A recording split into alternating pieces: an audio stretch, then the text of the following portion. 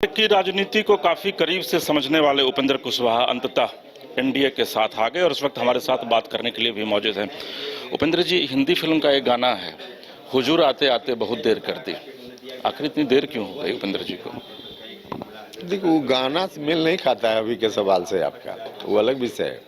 लेकिन देर जैसी क्या बात थी? एनडीए गठबंधन में हम कोई आज शामिल हुए? एनडीए गठबंधन में तो हम काफी पहले शामिल हुए। हमारे शामिल होने के बाद कई पार्टी, दूसरी पार्टी उसमें आई है, तो इसमें देर जैसी क्या बात थी? वार्ता में जो हम सब लोग लगे हुए थे, वार्ता चल रही थी और वार्ता के बाद अब अंतिम डिसीजन सब लोगों के सामने है। हम लोग अब जनता के बीच जा रहे हैं और बिहार की जनता के ऊपर भरोसा है और देश भर की जनता, बिहार की जनता इस बार चाहती भी है कि फिर से नरेंद्र मोदी जी भारत के प्रधानमंत्री बने। तो इसके लिए 40 में 40 बिहार की जनता हमको जिताएगी, इस भरोसा के साथ अब पब्लिक के बीच हम जा रहे हैं। कहा जा रहा था उपेंद्र जी कि आप 2 सीटों की मांग कर रहे थे। यही वजह है कि जब परसों एनडीए की पीसी हो रही थी तो उसमें भी आपका कोई प्रतिनिधि शामिल नहीं था। फिर अचानक ऐसी क्या बातें हुई कि कल विनोद तावरे जी को आपके आवास पर जाना पड़ा?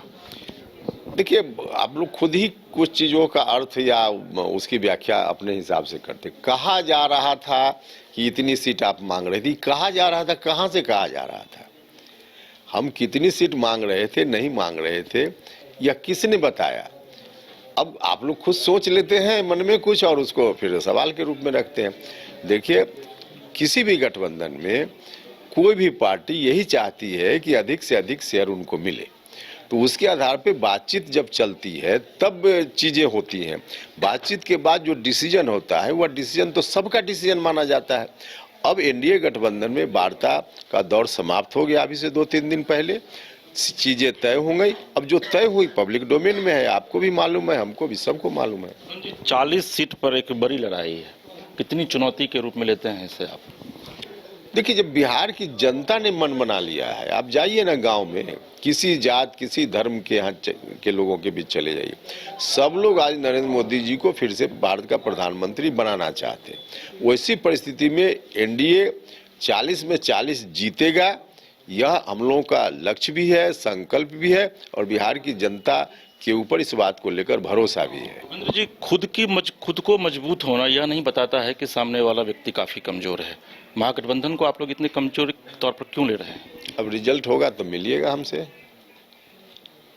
जनता से पूछिए ना, हमारी बात पर और उनकी बात पर मत भरोसा कीजिए। आप गांव में जाइए, लोगों से पूछिए, लोग किसी जात के हों, किसी धर्म के हों, सब लोग एक बार फिर से नरेंद्र मोदी जी को भारत का प्रधानमंत्री देखना चाहते हैं। इसलिए हम लोग ऐसी बात बोल रहे हैं कि 40 में 40 जीतेंगे, जनता के भरोसे हम बोल रहे हैं। जी, आपका पुराने राजनीतिज्ञ हैं, काफी लंबे समय से आपका राजनीतिक लंबा जीवन रहा है आपका। अब की बार 400 पार का नारा दिया गया है बीजेपी की तरफ से, आप इत्तेफाक रखते हैं इससे कि इस बार वाकई अब की बार 400 पार? हमारा बिहार में 40 में 40 सीट है, तो हमारा लक्ष्य है, संकल्प है कि 40 में 40, क्योंकि हम लोग इतना ही योगदान कर सकते हैं, तो यह योगदान 100% हम करेंगे। देश भर से और कहाँ क्या होगा, अब इसके बारे में न कोई मेरी जवाबदेही है, न मेरी वहाँ कोई भूमिका है। जहाँ मेरी जवाबदेही है, जहाँ मेरी भूमिका है, यहाँ के बारे में सवाल पूछिए तो हम बताएंगे, और यहाँ के बारे में यही है कि 40 में 40 जीतेंगे। चलिए, उपेंद्र जी हैं, उत्साह और जोश से लवरेज हैं और कहते हैं कि बिहार में 40 सीट की जिम्मेदारी मिली है, लिहाजा 40 में 40 सीट जीतकर मोदी जी की झोली में देंगे। पटना से अपने सहयोगी हीरा के साथ इसके राजीव, न्यूज़ 22 इसको